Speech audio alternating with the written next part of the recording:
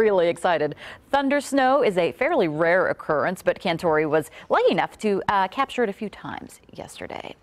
Here at home, you're waking up to conditions much different than what we saw on Saturday. By the way, do you guys get excited about snow, any sort of weather event like that? I did the same thing last night when we heard thunder.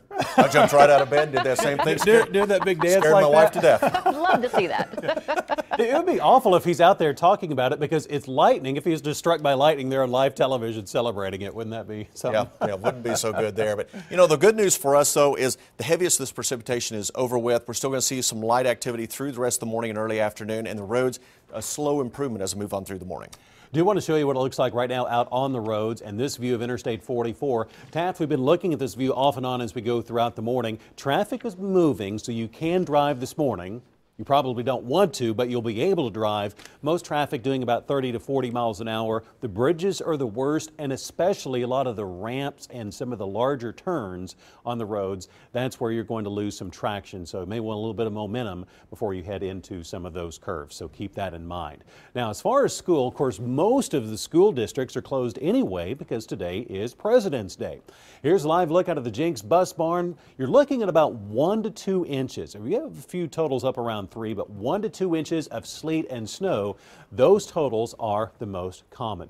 So as far as your hourly weather today, we are done. As Taft mentioned, we are done with the heaviest of the precip. So for the morning, we'll still see some lighter precip left over, but what you see at your house right now, you're not going to have much more than that by later this morning and this afternoon. So light sleet and light snow as possible, and temps are really going to struggle to warm up. I have a high of 32 on here, but it's going to struggle just to reach that. Most of the day, we're going to stay in the 20s, which is where we are now.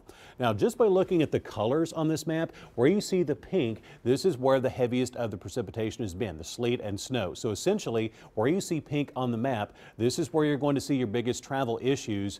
I would recommend staying out of Arkansas today, especially northern Arkansas and southern Missouri. That's where some of the snowfall totals will be heavier, 3 to 5 inch totals more common that direction. If you are traveling to the west, conditions will be improving toward Oklahoma City and especially west of Oklahoma City. As far as the time, the winter storm warning is officially in effect until noon, though most of the precip will be done before then. Looking toward southeastern Oklahoma, this has been a mix of light freezing rain and sleet with some light snow this direction, and that winter weather advisory also will be ending by noon.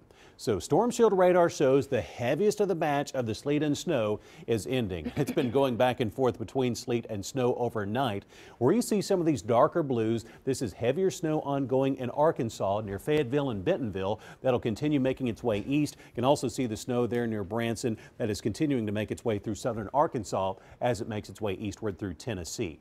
Now, as far as our weather, back to the west, there's still this area of light sleet and light snow. So we're not completely done, but additional light sleet and snow will be possible, just not expecting it to cause any additional major accumulation. It's cold everywhere in the teens and 20s. You'll certainly want the big coat this morning and the hats and gloves. Here's another look at I-44. Not too many folks are out today. And of course, many of you have the day off because it is President's Day. 21 degrees with a wind chill of 8. Now, I do want to show you one thing by tomorrow. Take a look at this. Up to our north, there's going to be a weaker weather system, but it's going to head our direction, and you may briefly get some light rain or even see a few snow flurries during the day tomorrow, but it shouldn't cause any major travel issues. So that's for tomorrow. We'll see another chance for some light snow. Highs this afternoon only reaching the upper 20s and lower 30s, and it's going to feel a lot colder with the wind. Tonight will be colder than we are this morning with teens and lower 20s for lows. Your 7-day forecast does show some hope. We do have some improvement. Beginning tomorrow, we'll see highs above freezing at 42. Then going back downhill again on Wednesday with a high of 34. Looking ahead toward the weekend, increasing rain by Saturday and also Sunday, but at least the temps will be above freezing. Taft? Yeah, looking forward to